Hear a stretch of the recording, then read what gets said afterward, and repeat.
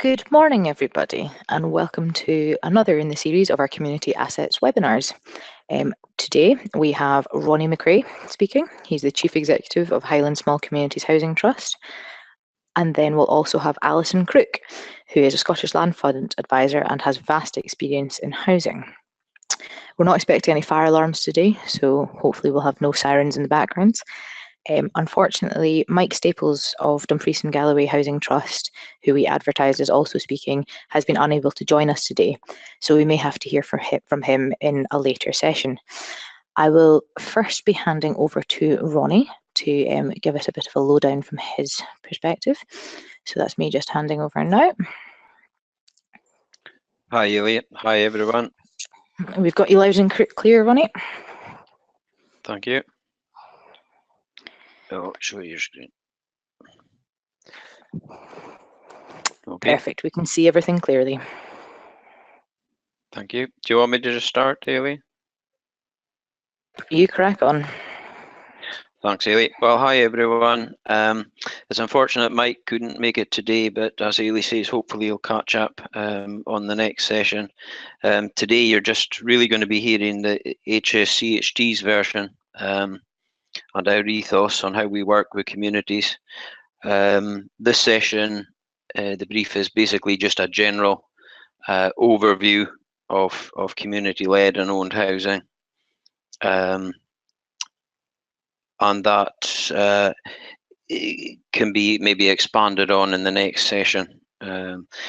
We've based this session on questions we commonly get asked by communities and also on questions that we ask communities to think about early in the process. So we'll just move through that now. If I can get my screen to move. My screen's not moving for some reason.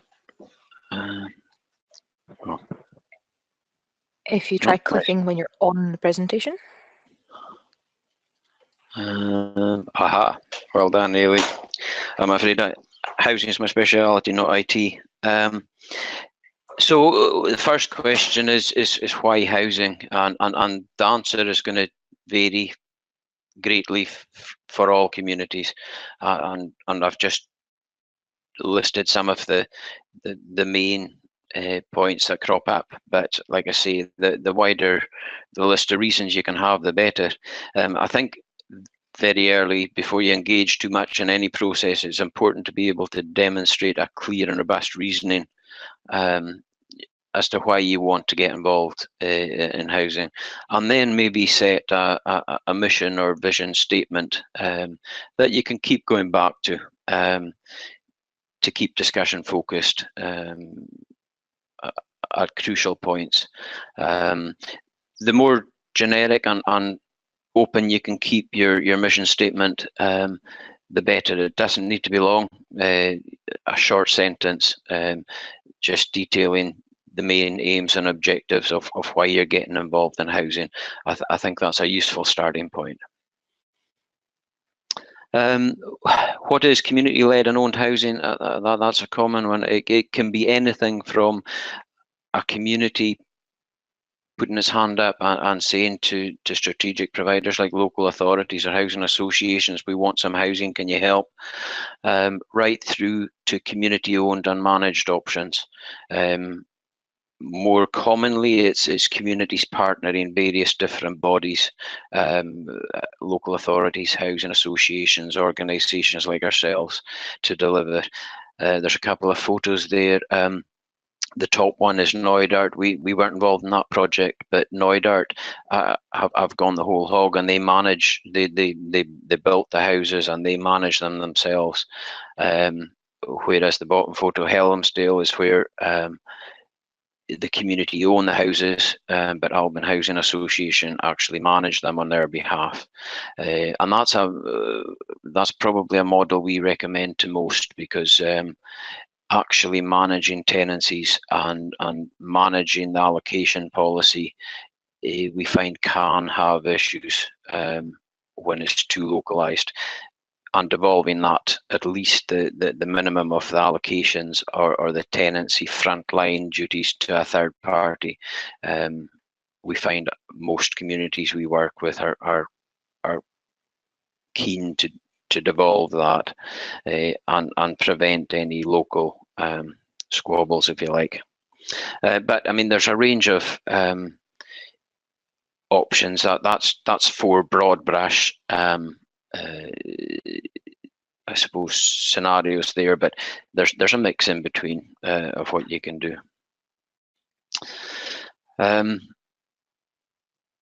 How do you start the process? I mean, I think it's important. Obviously, the community, whatever community you're working in, is taken along with the project, and consultation from the very start right through is important.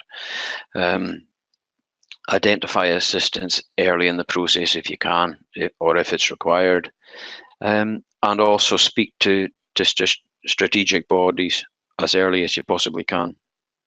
At the early points of the project, we strongly recommend that you keep your options as wide and as flexible as you can.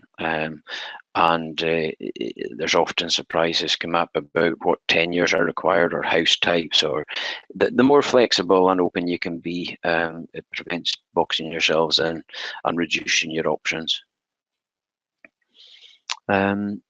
What are the community benefits? Again, wide-ranging. I've only listed a few there, and they're going to vary from community to community. But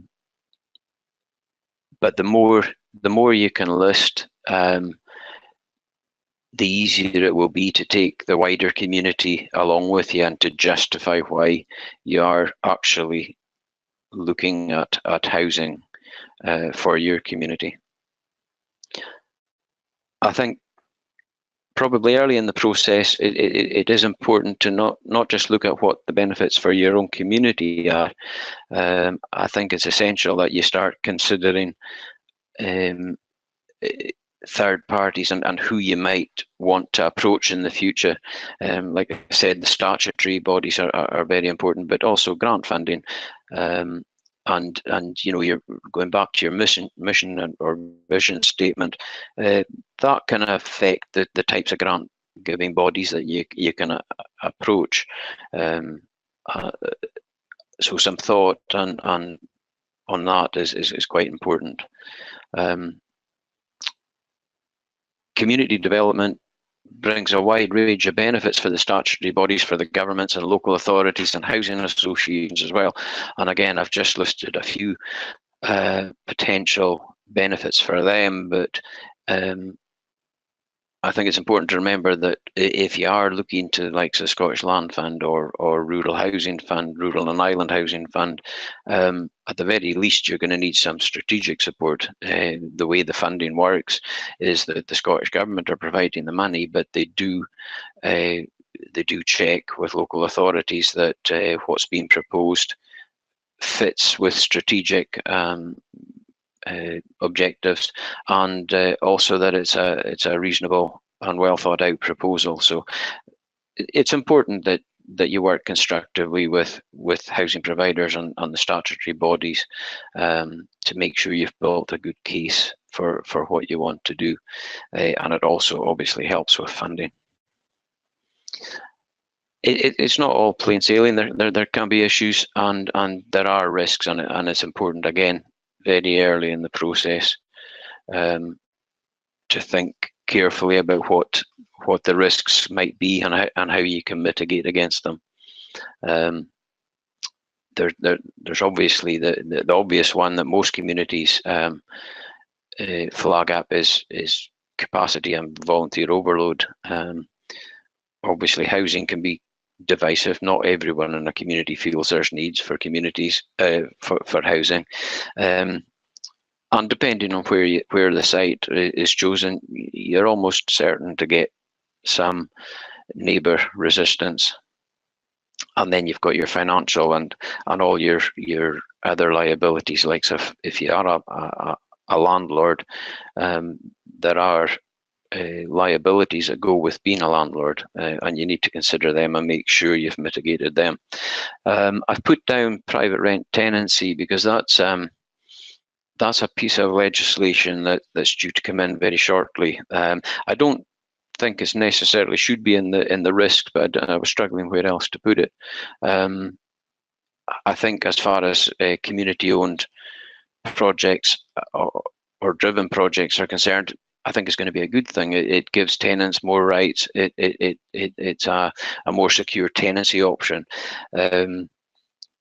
What it will do, I think, in a lot of smaller communities is increase the demand for more community-led and community-driven projects, because our view at HSCHT is that one of the unintended consequences of the private rented tenancy legislation is that some existing private landlords will withdraw from from renting their houses because of the secure tenancies. They won't be able to let it out on 6 months short assured tenancies. Especially when that's put alongside universal credit, which is also coming in, and it has the potential to make being a landlord a bit more risky.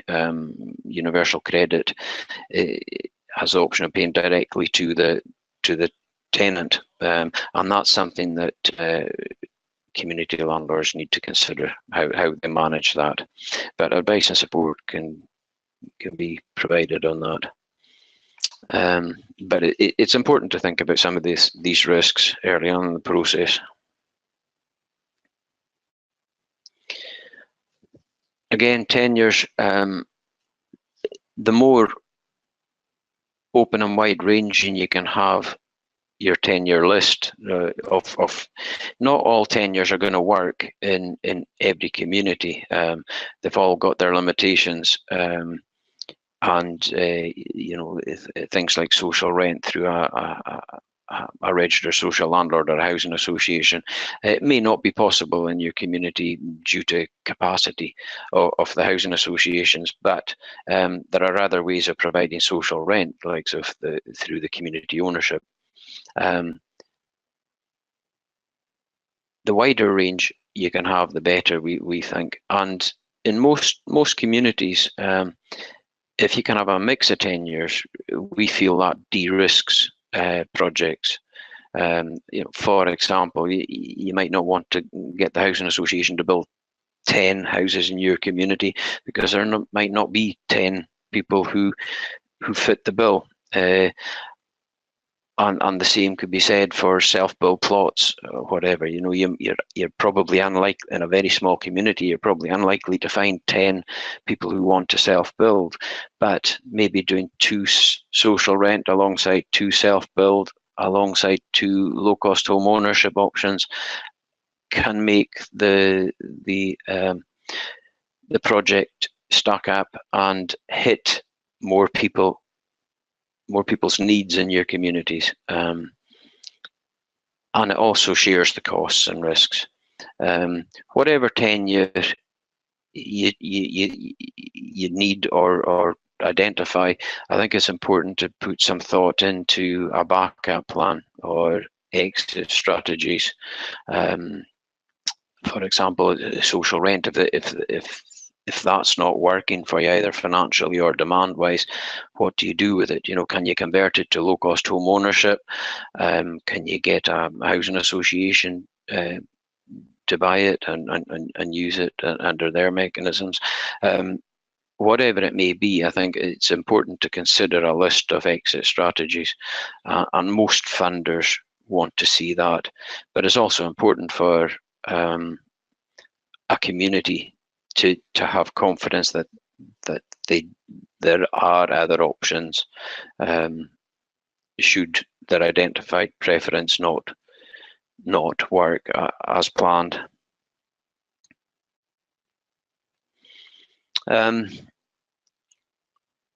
House types and specification, I mean, that's obviously needs a lot of preparation and consideration throughout the process.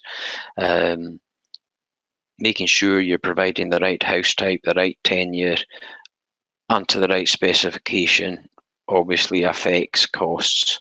There is a danger that you can over-specify housing, and that can have an effect on the amount of finance you need to give. It can push your costs up, making it harder to fund the project.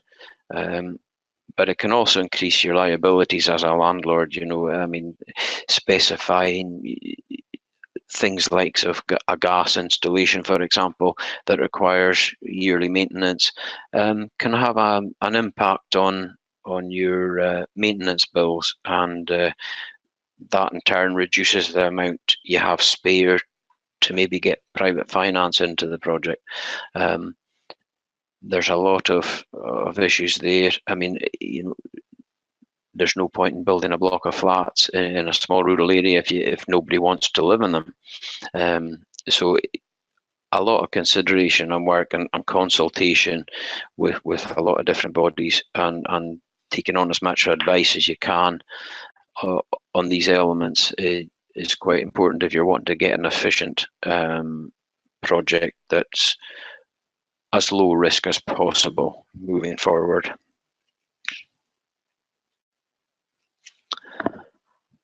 Where will houses go is always a big question. I mean, a lot of communities now own land and land banks, which is great. So, you know, the question's a bit easier there, but the local plan, certainly in Highland, is and I think Scotland wide, we've been involved in reviewing the planning system. And for rural areas, especially the smaller ones, there's an opportunity to have a much stronger voice in what your plans deliver.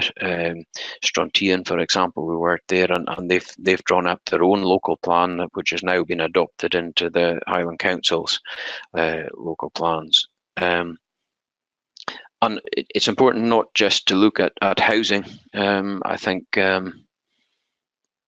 being able to consider all your other uses is important, because mixed use development can help housing be more viable, and vice versa. Like I said, I've listed a list there, but again, it's not exhaustive, and it's going to vary from area to area.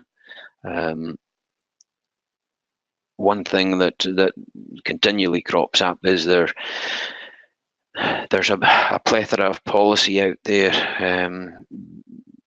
that doesn't always work together. Policies from different agencies, you know, Crofting, SNH, SEPA, planning, all these policies, they've all got different aims and objectives, and they don't always work together to make housing proposals run smoothly. That can be a long and weary process to get through that and get everyone to agree. So again, careful consideration on site issues before you embark on detailed feasibilities is quite important. Like I say, a lot of communities now have their own land banks, which is great, and hopefully most of the issues will have been worked through before you get looking at the actual use of that project. There's a wide range of support out there just now. Obviously, it's great to see things like Scottish Land Fund, Rural and Island Housing Fund. I mean, the most important place to get support is your own community. Like I was saying earlier, that housing can be divisive, so it's important to take your community along and have their support, and that makes getting support from like the Scottish Government, local authorities, all other agencies a lot easier if you've got a clear plan, albeit an open and flexible plan. I think that's really important. But there is a very wide range of support out there just now, from setting up community companies to to funding mechanisms to project management. There's a wide range.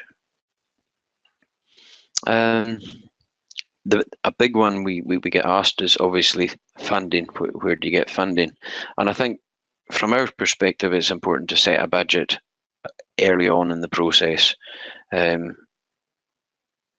so that you can be working towards targets. Our rule of thumb, it carries a severe health warning because it can vary, but a 3-bed all-in project costs in rural areas for a small project, 1 or 2 house maybe, you know, we generally start at about 150k and think, you know, that we should be able to get something working at that. But there's a lot of different things that can influence that. There's a lot of different funds and funding options and different ways of funding things, so that we do a lot of projects that don't require actual grant, where we're basing them on loans. Our rent to buy project, for example, is based entirely on loan, and that's delivering houses that are protected by the rural housing burden. A lot of communities also have access to their own funds through community benefit money or other funding, wind farm money, hydro schemes. There's generally an issue there about how they use that, but loan finance can sometimes be an option, and that's in effect is why we took in the rent to buy scheme, because it has the opportunity for either private estates or local communities to use their loan fund to facilitate housing, and then it gets paid back in to their loan fund, so that they don't have the issues about assisting one particular family or anything like that. But there's a wide range of different funding mechanisms, and it's important to consider that early in the process, like the earlier slide suggested. One of the most important elements there is procurement, and if you don't procure the project efficiently and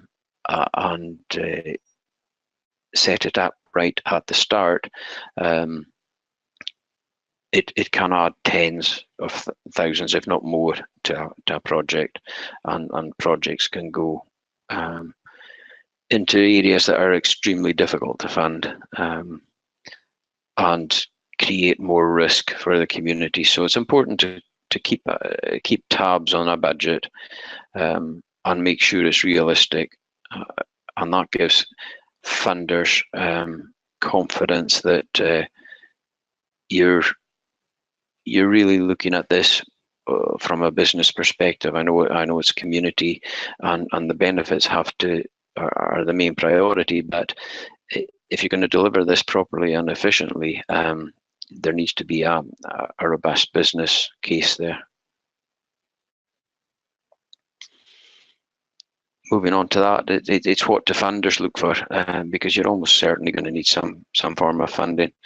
And again, the list isn't exhaustive, but I've picked out the main points, which are questions you would want to answer yourselves. You know, you've got to really be able to demonstrate why you're doing it. You've got to have your due diligence. You've got to have a strong business plan, but that's for your own sake. Most of these questions really are questions you would be asking yourself, and they won't be any different to the questions that the funders are asking. You don't want to get yourselves involved in projects that are high risk, or where there's a risk of failure.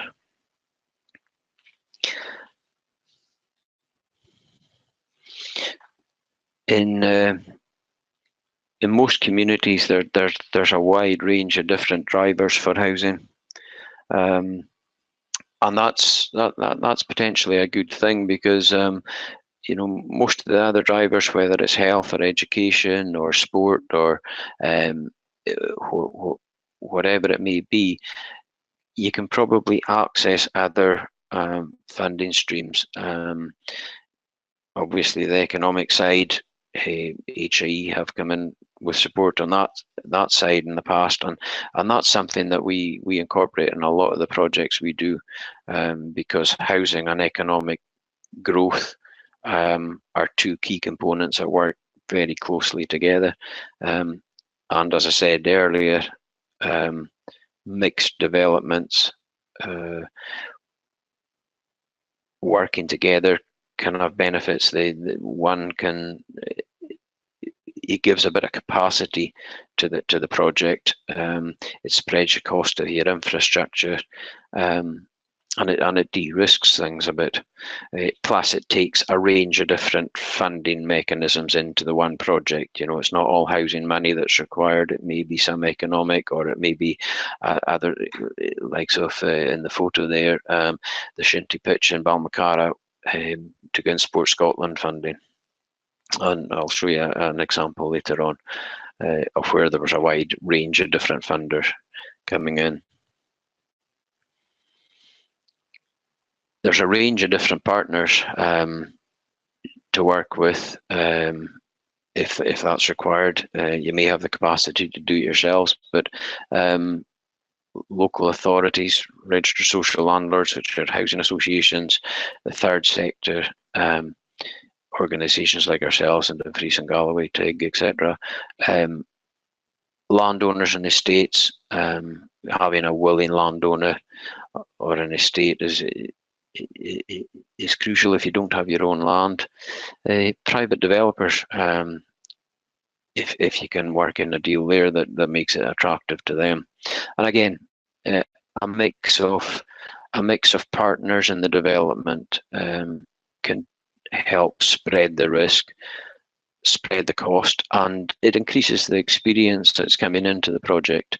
Housing associations and local authorities are often well versed in certain areas, as are a range of others. So a mix of owners providing different tenures, to our mind, is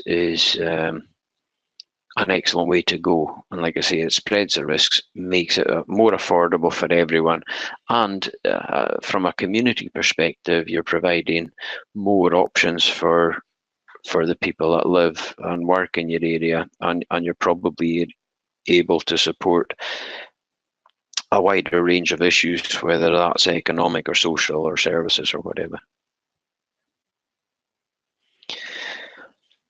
Again, just a very short list. The list of development considerations could be huge, and that's a very short, generic synopsis of the main issues.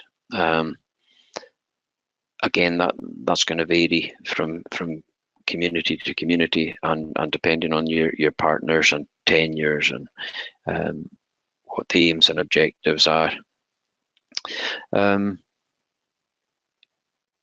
Procurement options are again, I would stress, are probably the make or break for a lot of projects. If you go down the wrong road early in the process, that can put the project back quite a bit and end up costing quite a lot of money. So it's important to be sure that you're going down the right route early on in the process. And again, a mix of tenures and delivery partners can demystify a lot of the more technical questions or the financial questions, or any of these areas that might concern communities. We think a mix, like I say, of tenures and delivery partners de-risks things. I mean, that's the end of the sort of generic project. I'll just flick through a few slides which summarise some of the projects that have been delivered. Helms, like I say, community owned, working alongside a housing association. Argyll's a project that was driven strongly by the local community, and the aim of that was to keep the school open. And again, it's working with different partners like the forestry, and a strong focus on local companies. Using local businesses, a very strong employment and training initiative there, because at that time there wasn't many apprentices in the building trade, and potentially we're suffering a little bit for that now, because we're struggling to get contractors to price jobs competitively, because there's a lack of workmen in the area just now. But training initiatives is great if there is employment issues, or if you're wanting to find ways to try and keep your youngsters in your local communities. Giving them a taste of development work is proving very successful in a lot of areas. Gairloch Community Project, that's again, it's a community-driven one. It was a local panel of all the community groups drove this project through. We facilitated the land purchase, but this is a good example of how different partners, different funding mechanisms can provide a range of benefits to a community. There's a private commercial shop, there's a community-owned tourist information centre, and it's got a university room in it, a housing association, the local council, the MOD were involved. They built a purpose-built facility for trainee cadets, and we're just embarking on 5 new houses just now, three smaller units for rent, and 2 houses for sale through low-cost home ownership. But it's also opened up other areas for private development to the right, and the local estate out behind the development. So it's providing a mix of housing tenures and options using a range of different housing providers, and it's also working with a range of different economic and social drivers to make the whole project stack up. And that's a basic principle model we think it works in pretty much every community, because most communities don't just need housing, there is some other sort of need. That's a picture of some of the elements on the project. Top left is the community-owned Gale Centre, and that's a tourist information, like I said, with different elements in it: coffee shop, bookshop, UHI building. Top right is the purpose-built MOD building that houses the local young cadets, Air Training Corps cadets. Bottom left is Alban Housing Association. The middle there is just a private commercial shop, and the right is local authority housing. But a wide range of different funders, and all driven, and the sites were allocated by the local community, and the allocations policy was influenced in most cases by the local community.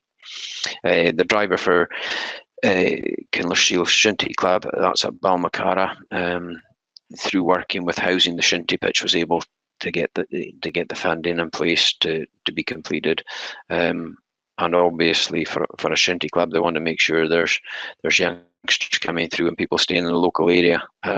So it worked well for everybody, working well, very effectively with a local housing developer. So it was a 3-way partnership there to get things moving. Staffing, we're just crossing fingers at the moment that the plan is going to be approved any minute, and that's to provide 6 affordable homes. But again, it's going back to what I was saying earlier. It was a mix of owners and a mix of tenures. So Staff and Community Trust are going to own 2 houses, which they'll be letting at social rent level, and that'll be managed by Loch and Skye Housing Association, and but that'll be with a localised lettings allocations policy, which will be targeting specific needs in the local community. Loch and Skye are building 2 other houses for social rent, which they'll obviously manage as well, but that will be under the Housing Scotland Act allocations policy, and we'll be providing 2 houses for low cost home ownership in the area. So that's a range of different tenures, but we're also providing an ancillary building. At the moment, it looks like that's going to be focused on health type initiatives. So the surgery will relocate into there. The community will own the building and lease it out to various different, or rent it out to various different folks, like so the surgery, potentially chiropractors, etc., etc. So that's another element. It doesn't necessarily just need to be new build. We've worked on a number of different renovations and refurbishments. That's just a couple of examples, but using different initiatives, things like sort of long lease, where we can take the risk off the community, lease the properties, renovate them, and then break clauses allow the community to take the properties back under their own ownership or management once our finances allow. Lagan's been a long-term proponent of that, and they've owned their houses since a long time. They've just taken on another one very recently, and it's been refurbished. We helped them refurbish that and fund that, and so they're growing their stock at the moment. And business partnerships. I mean, in rural areas, local estates and landowners are key, and being able to work with them sometimes is quite important. So we've spent a lot of time developing models that work for everybody. It works for the community, works for the landowner or the estate, and works for affordable housing. And being able to liaise with all the different agencies to pull these together is an important part that any community really needs to do. As I was saying earlier in the process, you really need to engage with the strategic bodies early and get their feedback. Our ethos, if you like, has been to develop a range of different models and different finance initiatives, different tenures, because the bigger range of options that communities have, the more likelihood they have of finding a way to take a development forward. So I think that's about the end of what I was wanting to say, Ailey. Like I say, it's just generic, but hopefully that's been helpful. Not a problem. Thank you very much, Ronnie. That was a really interesting take on the vast majority of housing from your perspective. There's been a couple of questions coming in so far, which is great. If anyone listening has other questions, please do talk to put them in the question box on the right hand side, and we'll get to them when we have the question and answer session at the end. Next up, we have Alison Crook from the Scottish Land Fund, who will be talking about housing from the Scottish Land Fund perspective. Alison, do we have you? Yes, thank you, Ailey, and welcome everyone. Ronnie, that was fantastic to get that introduction and overview and the process, and I think very much conveyed the complexity of what we're dealing with here. The Scottish Land Fund, of course, is one of the potential funders, and we may be part of a mixed funding arrangement here, only one of a bundle of possible funders, but I think we can have an important place when we're looking to see housing developed by community groups. We have provided much more detailed information in a previous webinar that we did, and at the end of this, Ailey will be making this presentation available, including links to that previous session where you can hear more about not only Scottish Land Fund, the details of our funding for housing, but also the Rural Housing Fund, that's the other government housing stream in rural areas. For Scottish Land Fund, we can be helpful in providing feasibility funding, what we call our stage 1, and it is one of the truisms of housing that a great lot of the work in housing projects is done before any brick is laid on site, and getting that feasibility right of examining what is it your community wants, is this a viable scheme, how do you make it happen, all that consultation that Ronnie talked about, absolutely vital, and knowing that you've got a project that is going to work. So feasibility funding can be provided through Scottish Land Fund, Rural Housing Fund, and there are others can provide it too, so sometimes it's a package of funding that's needed. And we can provide up to £30,000 for feasibility funding. And then we have stage 2, which is the funding for the purchase, along with the legal costs and perhaps some revenue funding. So 2-stage process. In terms of housing projects, you'll be aware that Scottish Land Fund funds all sorts of community projects.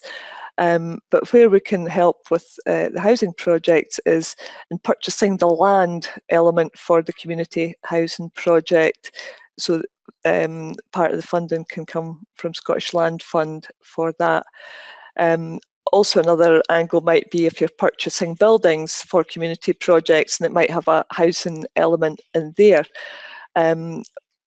One exception is existing house, and it's unusual that we would be able to fund existing houses. That would only be in very particular circumstances, really on the basis that funding for mainstream housing is available from other Scottish Government streams, so wouldn't come via Scottish Land Fund.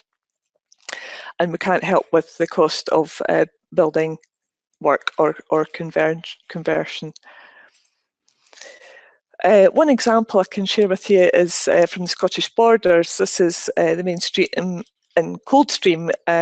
This building here was the manse for the church on the high street there.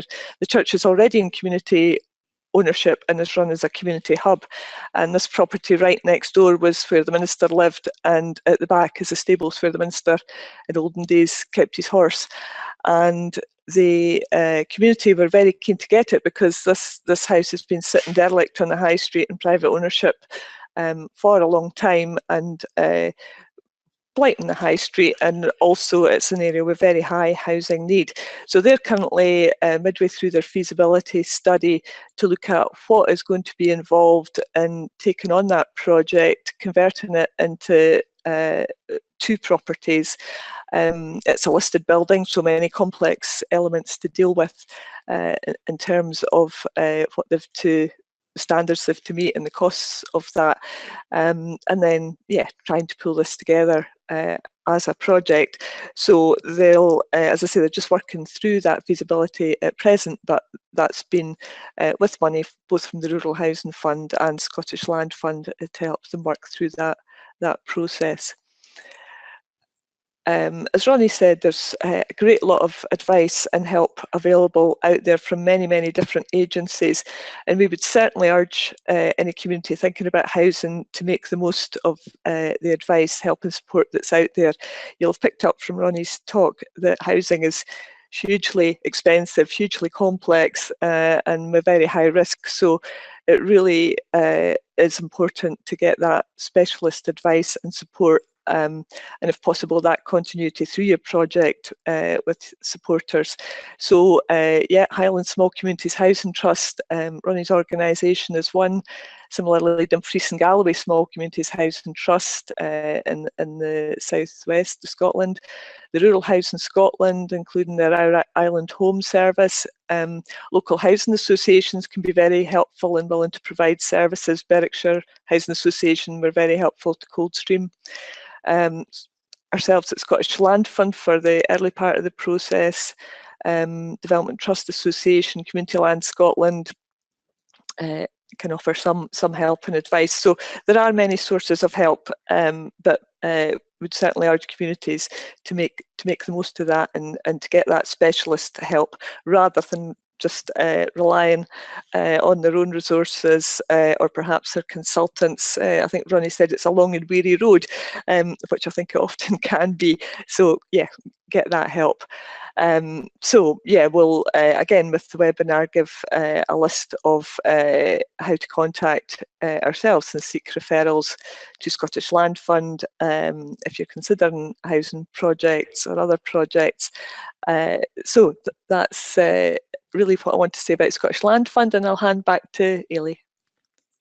Thank you very much, Alison. That was a very quick run through of the housing from the Scottish Land Fund perspective.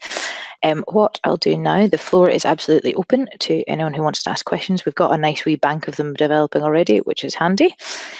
The first question we have up is definitely directed for Ronnie. Ronnie, you put quite a lot of emphasis on the procurement options, and Simon from Melness is asking you to expand on what that means and what the options are. I think procurement options is a session all on its own, but I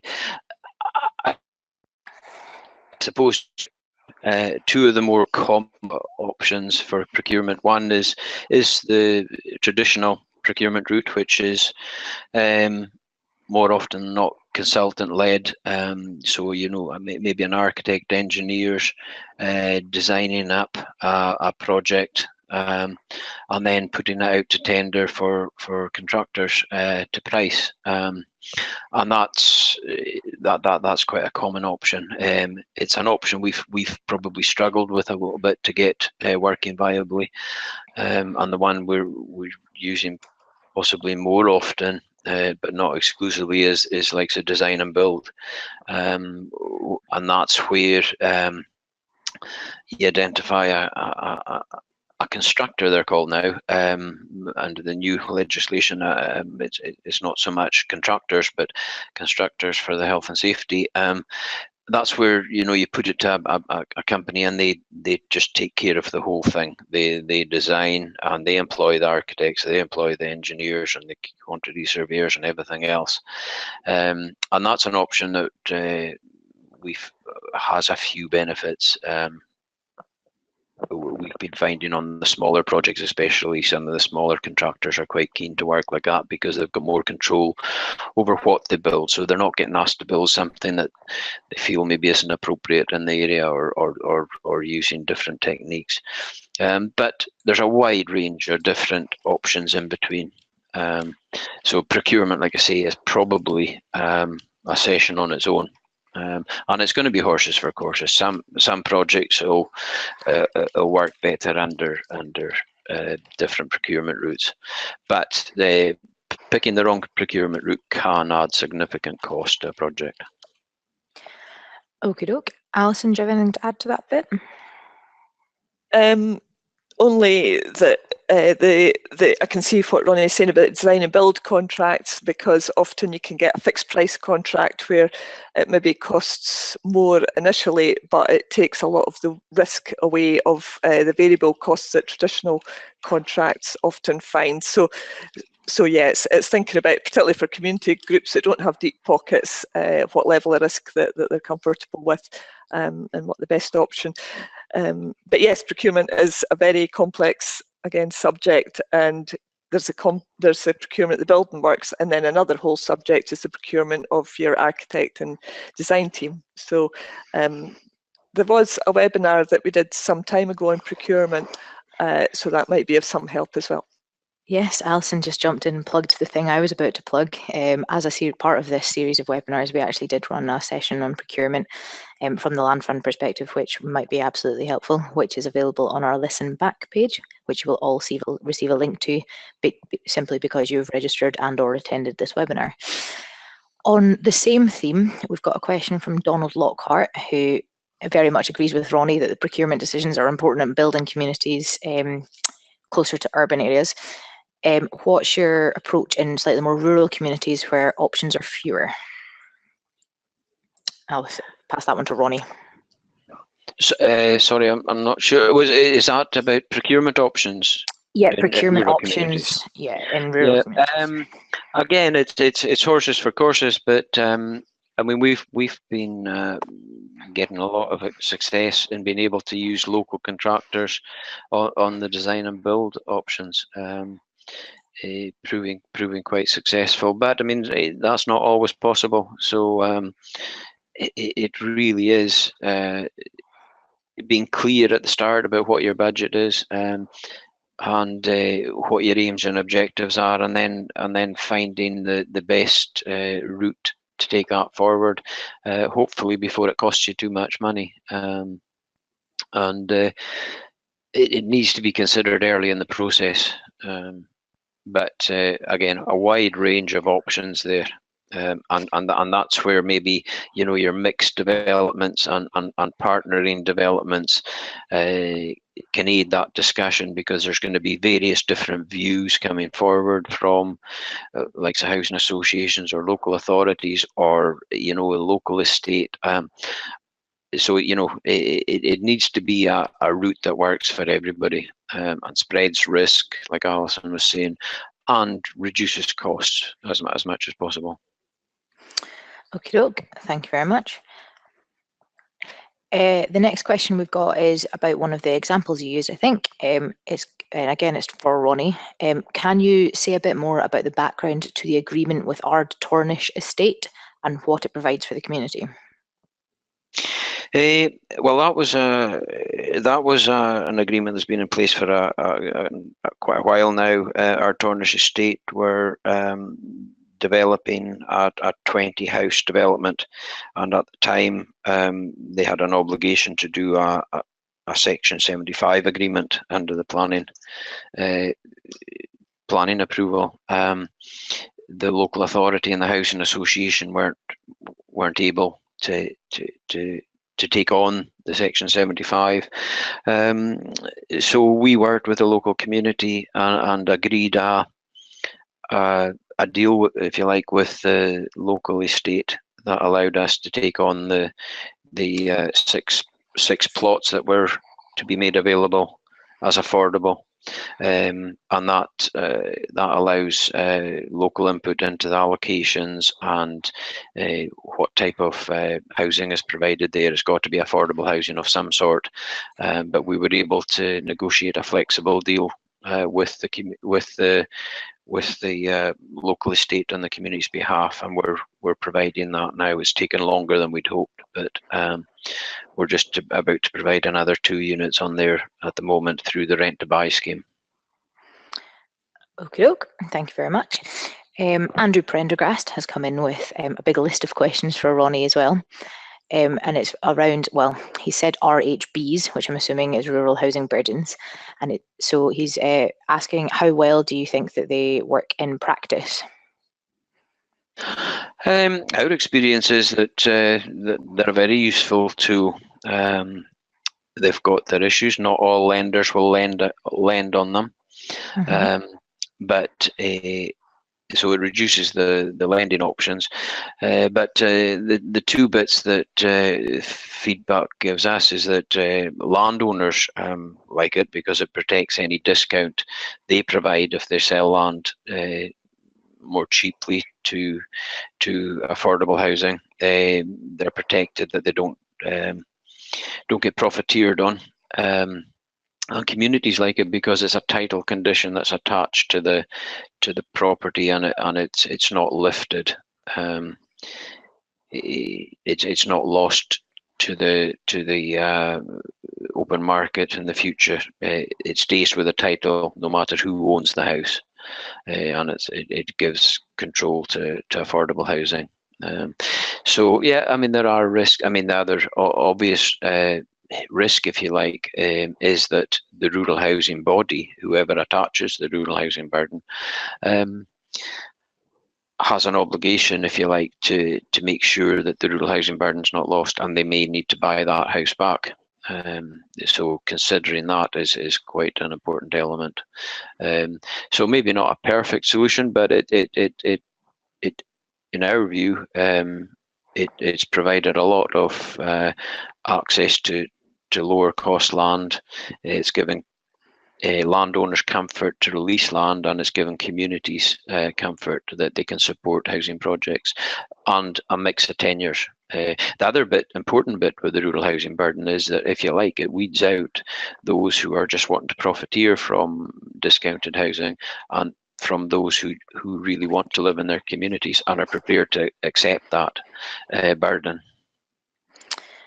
Okie doke. Alison, do you want to weigh in on that one? Just to say that whoever your funders are will have a view on the rural housing burden and whether it should or shouldn't be included, and certainly Scottish Land Fund, if the houses are to be sold on, like to see it in place. So quite a clear message from the Scottish Land Fund there. We're beginning to approach the end of our questions, unless anyone manages to sneak in. Continuing on the theme of rural housing burdens, Ronnie, what's your experience of community owners being able to exercise them, considering the cost implications of exercising the purchase option? I'm not too sure if I'm aware of any communities that have exercised the right to buy back. I mean, obviously there is an issue if a rural housing body does buy the property back, it incurs legal costs in buying it back, and then it's going to incur legal costs in selling it on. I mean, the ideal scenario and a scenario that we've been able to use in the past is that you don't actually buy it back. You identify a purchaser, and they buy it directly off the existing owner. So that is something that works. Obviously, you've got a limited time to identify a new purchaser that meets the criteria, so that's not always going to work. But yeah, all these things need to be considered, and the capacity of a local community to buy that back is an obvious consideration, and you know, falls into the risk category, if you like, of a development. Okie doke. We've had another question in from Donald Lockhart, who is saying choosing the right ownership model and legal structure is obviously very critical, as what's been told by both of you guys here. Is there guidance available to assist groups to help them? We'll start with Ronnie and then we'll go to Alison. I mean, it's really that is something that will come out of the process, because you know, what works in one community isn't necessarily going to work in another community. There are a number of case studies and examples of how the different models have worked, and to my mind, I think it's really part of the process that you need to work through, and part of the early discussion is about what tenure options are going to be available in each community. Low-cost home ownership, for example, just doesn't work in some communities, because market valuations are so low, it doesn't allow you to build the project sufficiently below market value to create the equity shares required. So you know, a lot of these things can be worked through early in the process, and there's case studies which can help inform that, but it really is on a case-by-case basis. Alison, do you agree? Yeah, absolutely. I think we're still in pioneer territory, especially with communities working on housing projects. So I think there's room for new ideas, new ways of doing things, but also to tap into previous people's experience, which is where the case studies are so valuable. I think guidance will happen down the road when there's a bigger body of experience. Okie doke. Thank you very much. That appears to be our final question, unless anyone manages to sneak in under the cuff. So what we've heard so far is very much the, you know, talk to the people around you, learn from those that have done it already. Relationships are really important when it comes to housing projects and things like that, particularly when it comes to rural housing burdens and things like that. And as there has been no other questions that have managed to make it in, I will again say that this webinar has been recorded and the slides will be available for download. Once I've finished editing the video, it'll be, a link will be circulated to everyone, and you'll be able to download the presentations as well. And there's some contact details on your screen right now if you want to talk to anyone specifically. I would like to thank both Ronnie and Alison for coming to speak and spending their time today.